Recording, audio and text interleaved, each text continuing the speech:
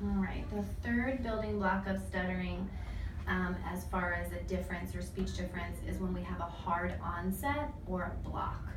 And this often looks like somebody almost frozen in time, or they're about to say a sound or a word, but something stops them and they might just be frozen and waiting for that sound or word to come out.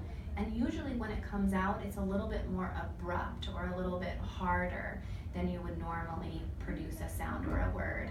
And this, as a listener, can be a little uncomfortable because you might be waiting for the person to get the sound out and not quite sure why it's not coming out.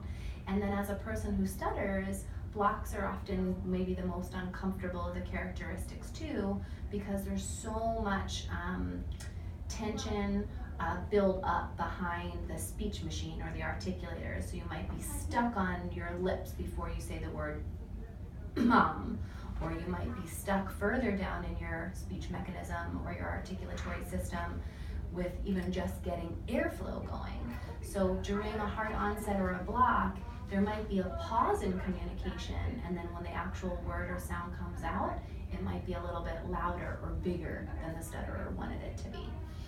So if while reading you experience any of those blocks, raise your finger so we know that a block happened. I read about a new cure for stuttering. Is there such a thing? There are no instant miracle cures for stuttering. Therapy, electronic devices, and even drugs are not an overnight process. However, a specialist in stuttering can help not only children but also teenagers, young adults, and even older adults make significant progress towards fluency. Good job. There were a couple times in there where kind of you got frozen in your speech mechanism and we had to wait an extra second for that sound to start or come out, and that can be really uncomfortable.